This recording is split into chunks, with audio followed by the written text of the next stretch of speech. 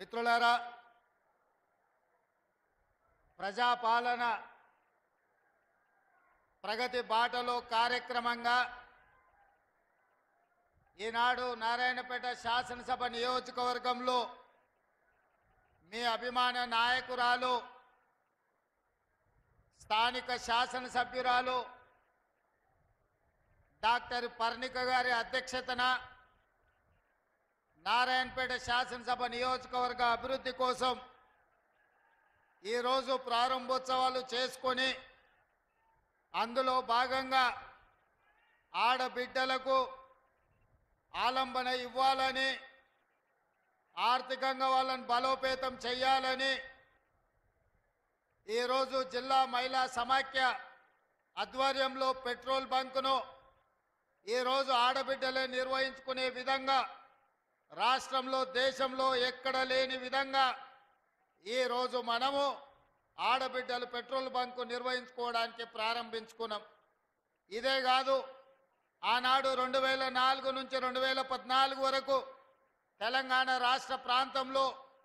25 లక్షల ఇందిరమ్మ ఇండ్లు,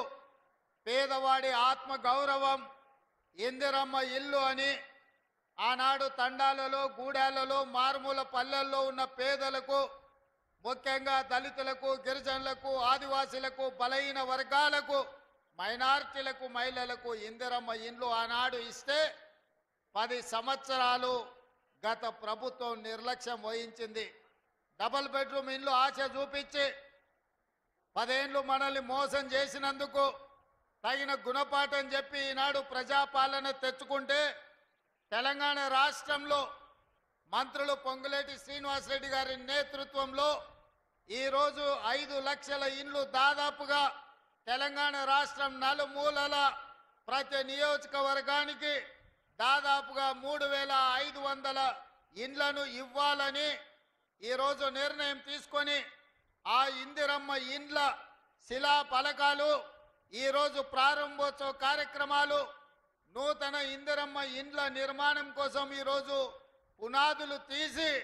ఈరోజు మనం పనులను ప్రారంభించుకున్నాం మిత్రులు పొంగులేటి శ్రీనివాసరెడ్డి గారి నేతృత్వంలో. అదేవిధంగా మాదిగ ఉపకులాల వర్గీకరణ కోసం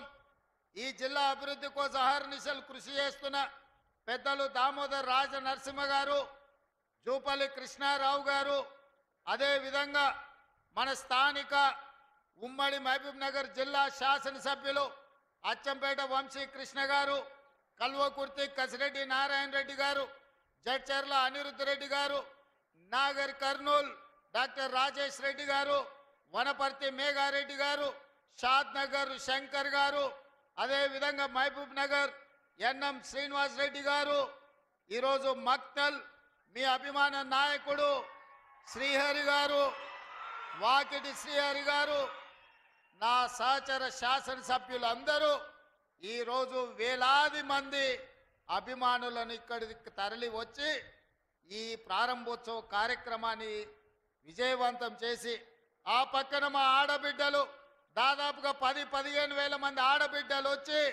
ఈ ప్రభుత్వం మాది,